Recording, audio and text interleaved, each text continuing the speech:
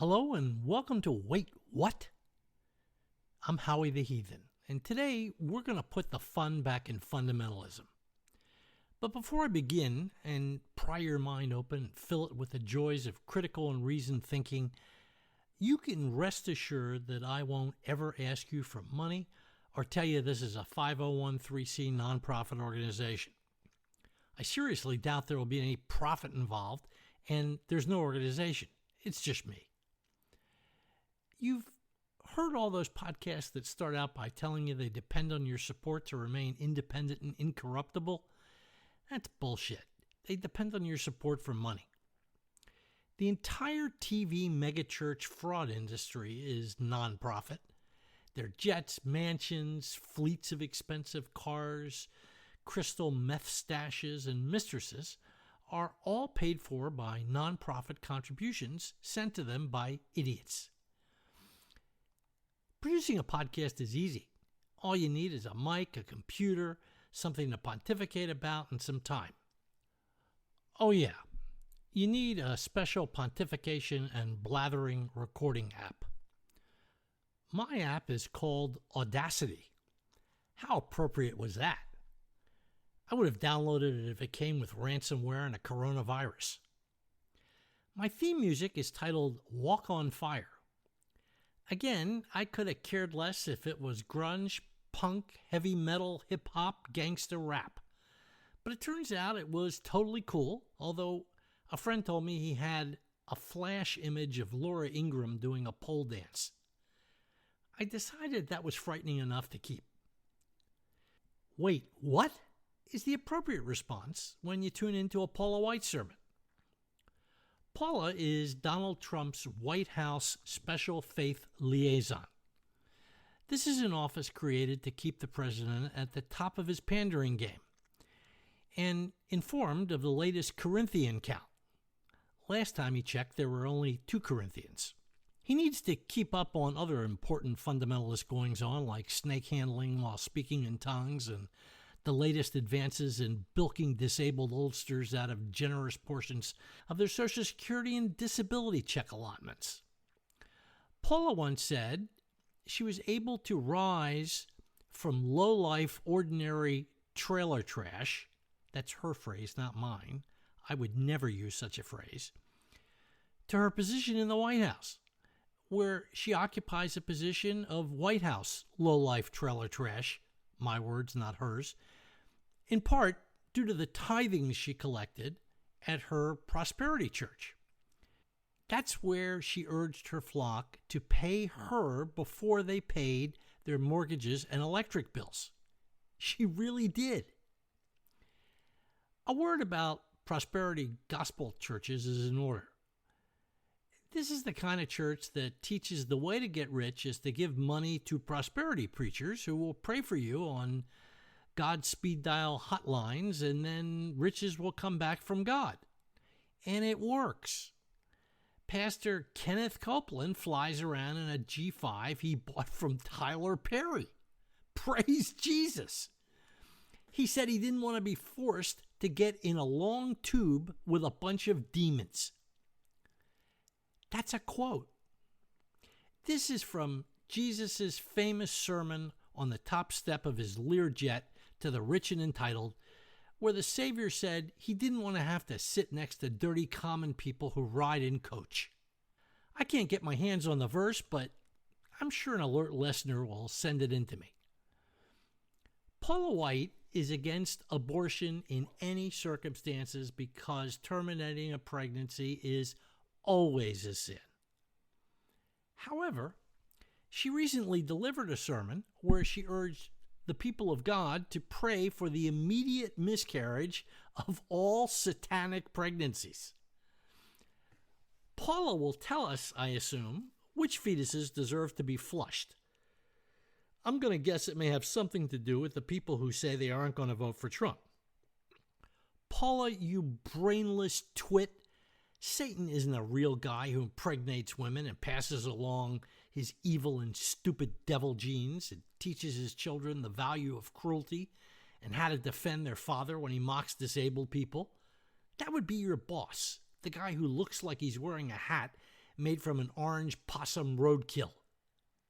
Exhibits 1 and 2 are Don Jr. and Eric.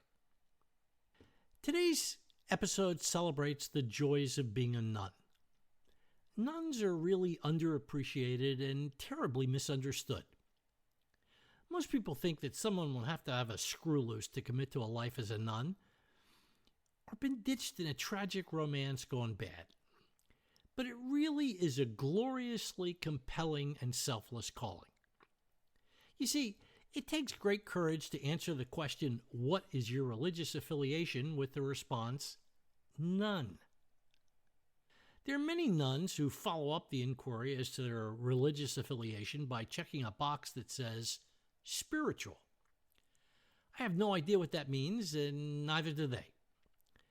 These are usually the horny single guys who are trolling the hookup dating sites and want the cute blonde in the tight tank top to think they sit in fields of wildflowers contemplating how they can make the world a kinder place. Before I became a nun, I was a heathen. It's like how liberals one day became progressives. You see, for some reason, we heathens had an undeserved and rather unpleasant reputation. The truth is, we are simply, nuns. But people assume heathen is a word that's always used with the word savage. It's like one hyphenated word, heathen savage. Nobody ever uses it in a positive or even a neutral way. Nobody ever says, "Oh, Howie, he's a devout heathen, revered amongst his people."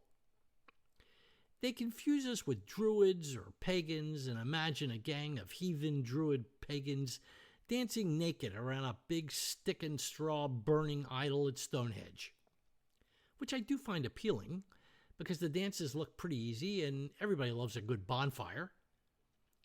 Heathens are simply people who refuse to belong to any widely believed in organized religion. That's it. That's the whole enchilada with heathenism. Most nuns avoid calling themselves heathens because they fear getting the shit beat out of them by the gentle, heavily armed Jesus folk who think heathenism is a branch of Islam like Sunni Muslims. In this country, the heathen savages term began as a racial slur and was originally directed at Native Americans.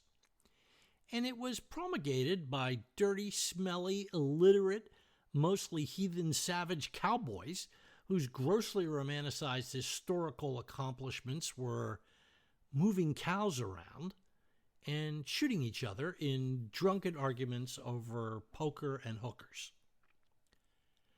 Dubious cultural achievements for which they're still worshipped as demigods by hordes of Texans who honor them by wearing giant hats, ridiculously cramped and pointy boots, and carrying assault rifles across strip mall parking lots into Baskin Robbins. Because you never know. You never know when Arabs or liberals or Hillary and Bill will descend on the parking lot and start gang raping their Chevy Silverados and shitting down the barrels of their assault rifles. These are the guys who like to fantasize about being the guardians of our freedom and celebrate it by taking as much of it away as they can from people that they don't think deserve to be Americans. They've seen Red Dawn more times than I've seen The Big Lebowski. What these guys really like to do is play pretend soldier.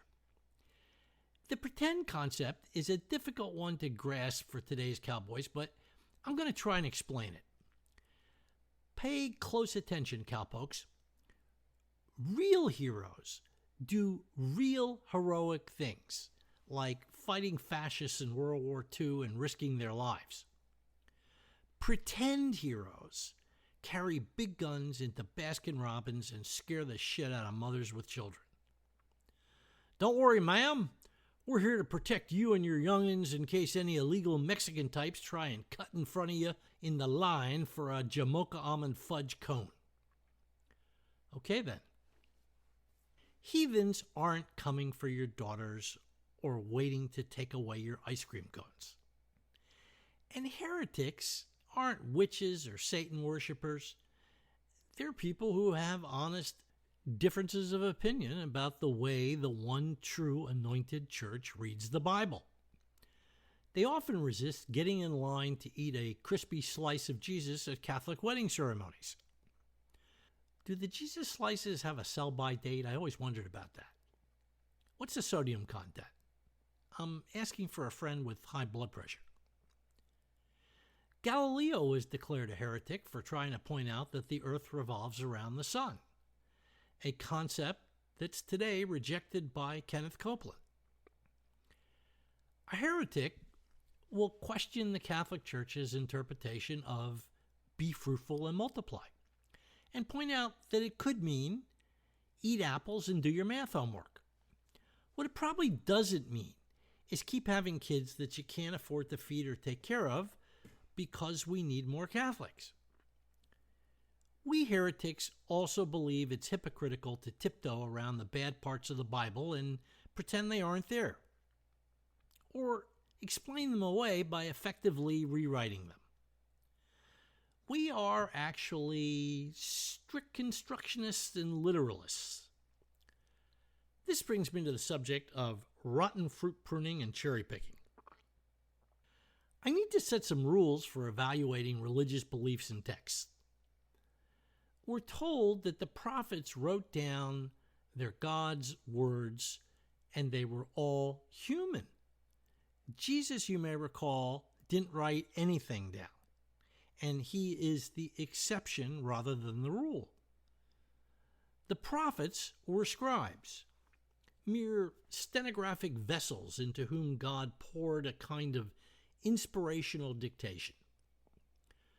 Moses wasn't the author of the Ten Commandments, and Muhammad did not claim to be the author of the Quran.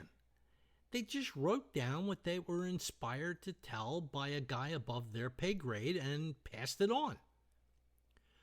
Okay, so what was written down were the words of God. Now, it's safe to assume that when God inspires a prophet to take pen to papyrus, he doesn't make typos, intentionally feed us undecipherable ambiguities, or tell us stuff that's bullshit. Moses told us the truth, the whole truth, and nothing but the literal truth. To paraphrase Horton the Elephant, he meant what he said, and he said what he meant, and every word's perfect 100%. God doesn't make dictation mistakes like Churchill did. He's perfect. That's part of the definition of your ordinary run-of-the-mill supreme being. Okay, God doesn't screw up. There's the matter of the dinosaurs, which took him about 165 million years before his patience wore thin and he threw a comet at them for the sin of not evolving at least into Mormons or something, but let's leave that for later. If God didn't make mistakes when he inspired the Bible, my evangelical friends necessarily have to defend all of it. They can't slide past the parts that may seem extreme, like stoning Sabbath breakers, homosexuals, and adulterers. It's in there, and God clearly said to do it, and not after a stern warning. Shop on the Sabbath, you get stoned. Not to be confused with getting stoned before you shop on the Sabbath. Experts in defending the indefensible, cruel, and stupid parts of the Bible are called apologists, who never ever apologize for anything, including the desecration of the rules of logic and reasoning, but instead are carefully trained in apologist schools like Liberty University, which is ironically located in Lynchburg, Virginia. And those guys are obligated to defend every single word as sacred and the words of God. Okay, you apologists bought it, you own it, all of it. Those are the rules.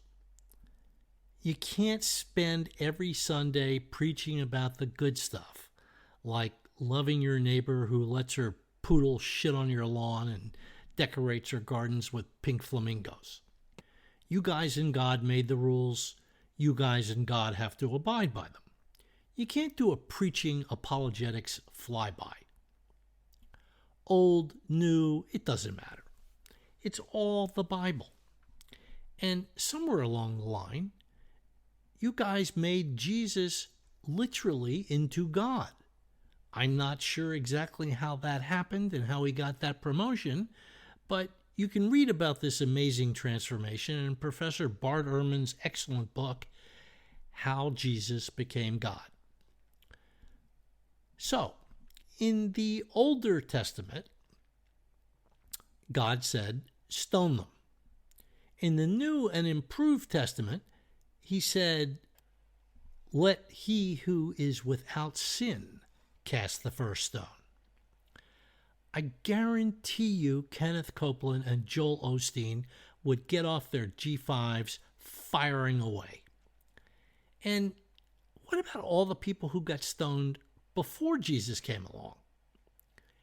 You see, I, as a graduate cum laude of the Doubting Thomas Divinity School, am trying to figure out if all this stuff makes any sense.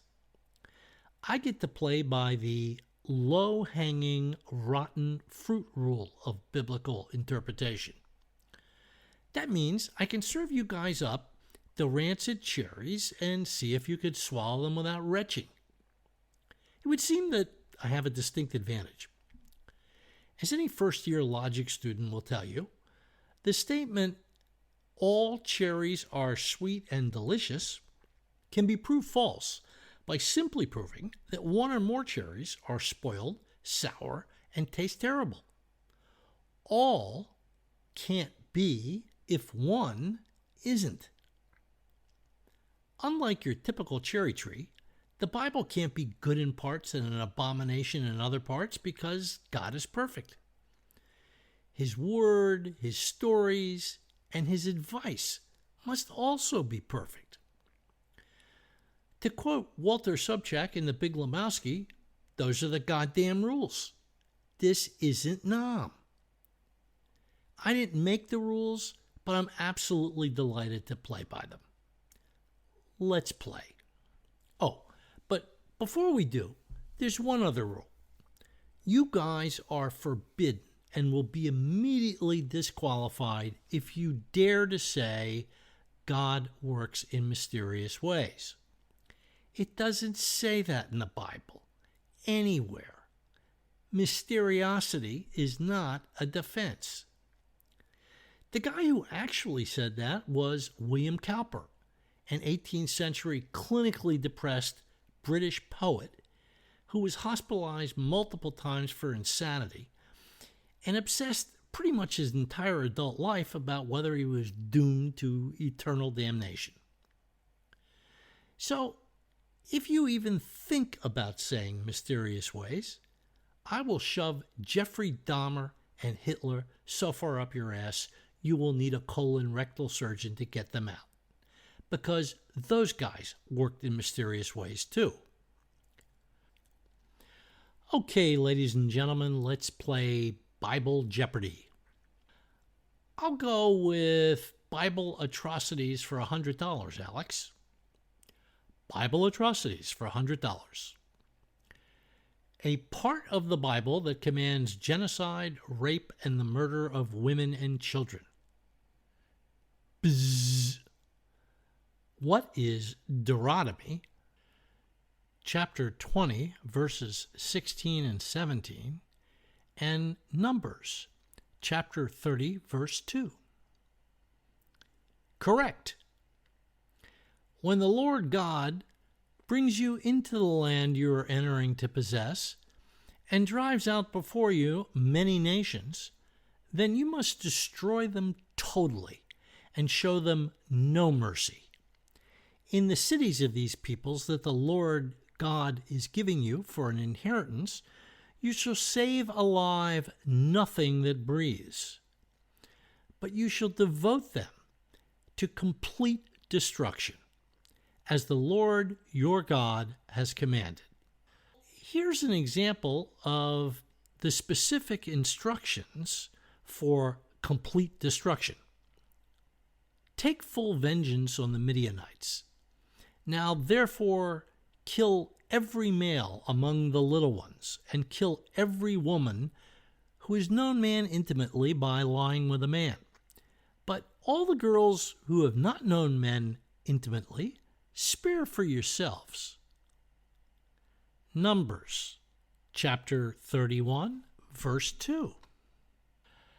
Now, let's assume for the sake of argument that the Midianites were unpleasant people, maybe even ISIS-type bad people.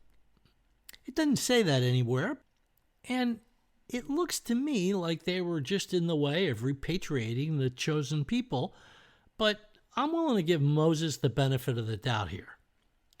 Now, can anybody explain to me why I am the heretic for saying it sounds to me like your God ordered Moses to commit wartime rape, slavery, and baby killing?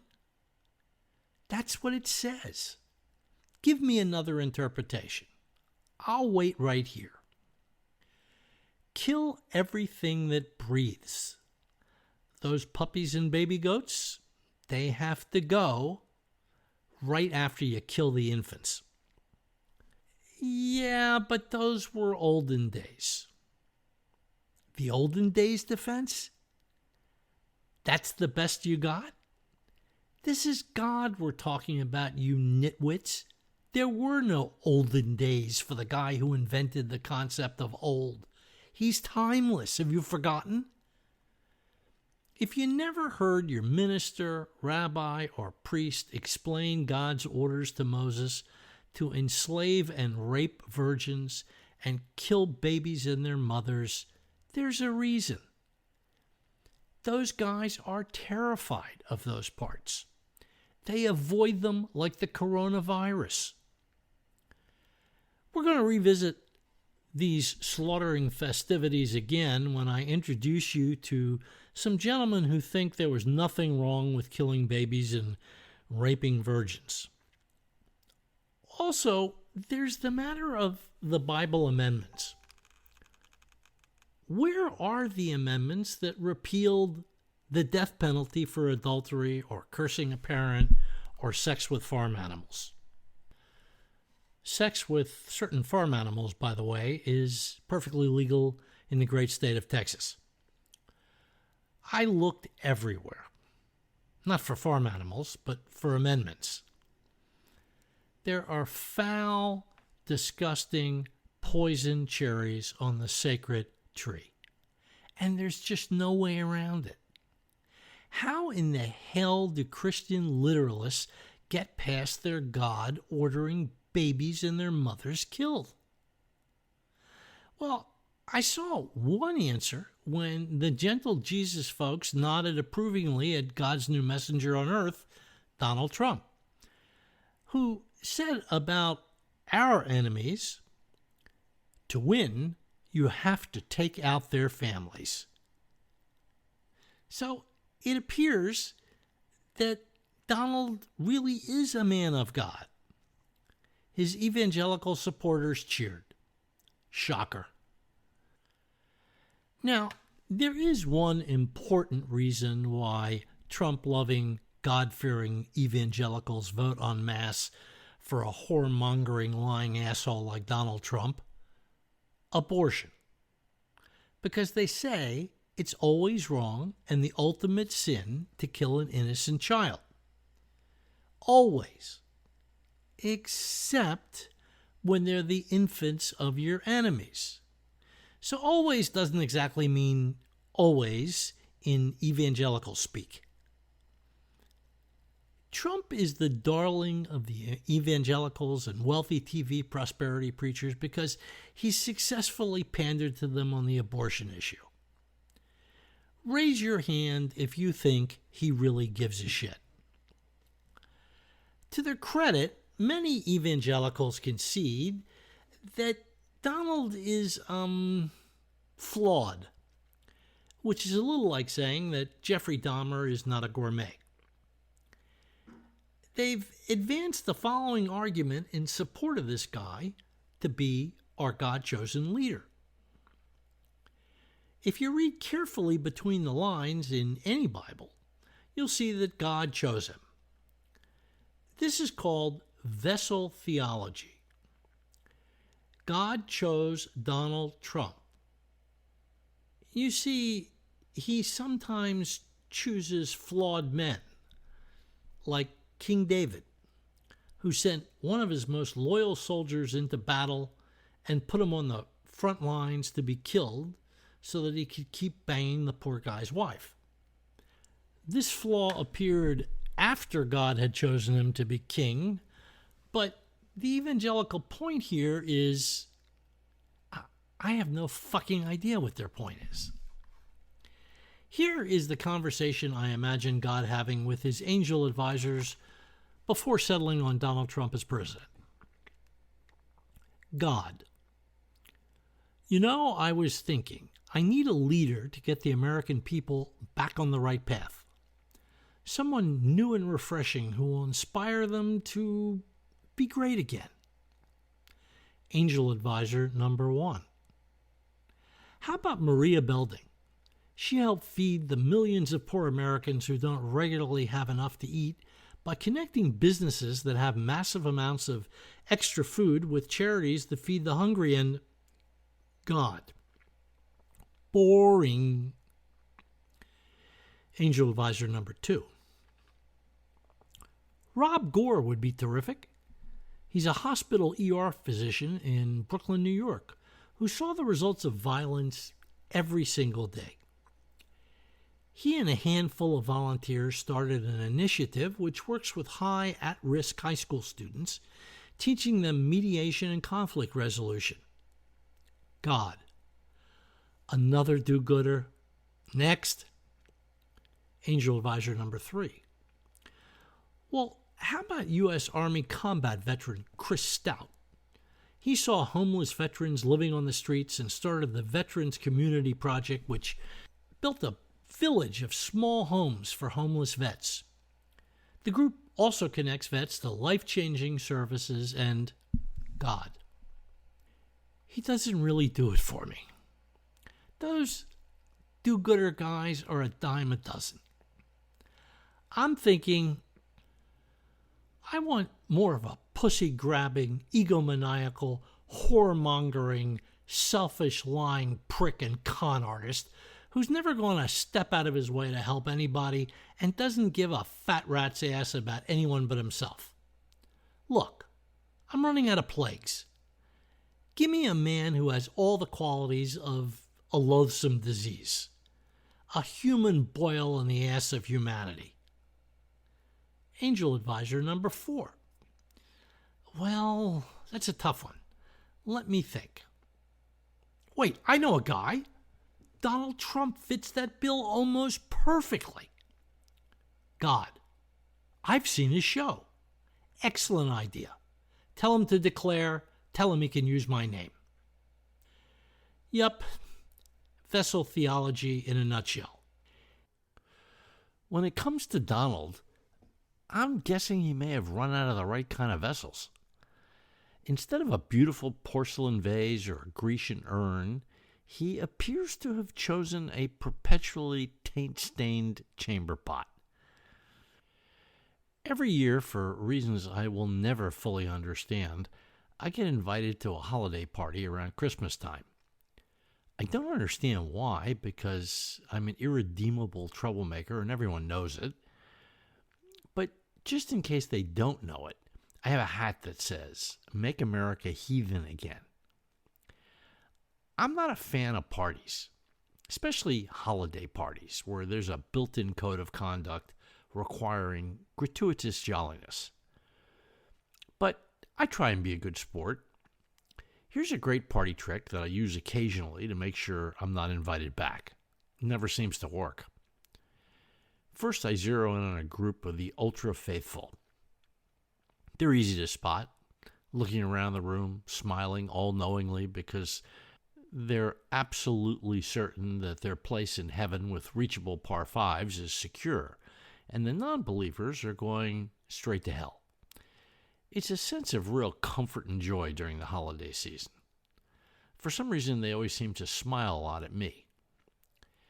I zero in on one of them who's been explaining that climate change is nonsense because God wouldn't let that happen. And if we are warming up so badly, how do you explain winter? To which I reply, is that like saying, if evolution is true, how do you explain the people who believe in vessel theology?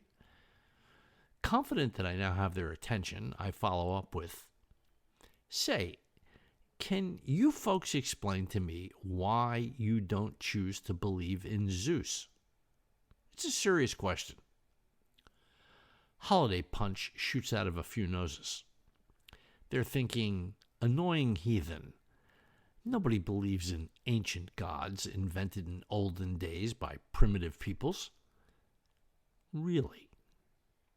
So why, I follow up, would believing Zeus came to Earth and had his way with a woman named Semele, who gave birth to the half-god Dionysus, be any less believable than believing that your God came to Earth and impregnated Mary, who gave birth to Jesus? All of it is claimed to have happened around the same time in history, and neither story was verified by a reliable board-certified OBGYN. And you can find both stories in old books. Best answer, the survey says, because the Mary and Jesus story is the true one. Oh. I explain that I've yet to meet an evangelical who can explain why his God story is the authentic real deal, and all the other ones are the equivalent of knockoff Gucci handbags hawked by illegal Nigerian immigrants. Oh yeah, replies a defender of the faith. How do you explain the fact that more people believe in Christianity than any other religion? Excellent question. How do you explain that more people speak Mandarin Chinese than any other language? Don't be a wise ass, Howard. That's different. Everybody knows that Chinese parents are the ones who taught their children to speak Chinese. Major duh factor. This is where I'm known to occasionally lose patience. You see, if the leftover stardust, atoms, molecules, and genetic material that make you up happen to become a human baby in China, you'd be speaking Mandarin Chinese. And your religion would be Chinese communism. Because that's what you were brought up to speak and believe. But not, follow closely here, not because it's the one true language. If you came into existence in India, your parents taught you to speak Hindi and believe in lots of interesting Hindu gods. In Africa, you might have been raised to speak Swahili and believe in Yoruba and ancestor worship. Saudi Arabia, children were taught to speak Arabic and believe in Islam. And around the time of Jesus, children who were born in Greece were taught to speak Greek and believe in Zeus. You and your language, folks, are a cultural, random, atomic, and genetic accident. Nothing more. And not one of the world's languages is the real one true language. So, how ignorant and ethnocentric would it be if we threatened other people with hell or hell on earth unless they started speaking English? And if you really believe that your capricious and arbitrary idiot of a God chose your morally superior genes to be enlightened by your religion because your genes were more worthy and precious than a newborn baby in the Amazon rainforest, who is destined to go to hell or limbo or some other literally stupid, godforsaken place as a, quote, non-believer, unquote, if he's eaten by a jaguar tomorrow. And he's going there rather than heaven because it was our obligation to find him and show him the way to heaven, but somebody dropped the ball on this kid because Kenneth Copeland's G-5 couldn't find a place to land in the Amazon, so there weren't any misguided, delusional, ignorant evangelical missionaries available to find this poor heathen savage child before he died, baptize him, and prepare him to send off tithings that would be spent on G5s and hookers so that prosperity preachers could live the way they were destined to live. If that's what you believe, then I put you in the same moral netherworld as the people who believe their God approves of genital mutilation. I am forced by you, to reach the conclusion that you have willfully chosen stupidity over reason. And I would humbly suggest that you better learn to speak Mandarin Chinese so you can be saved by learning what may be the one true language. I want to leave you with the following thought. 我说中国话一点儿. That's Mandarin Chinese. I took it in college. Not because I thought it was God's one true language. I thought it would help me score with girls on dates to Chinese restaurants. See you next time.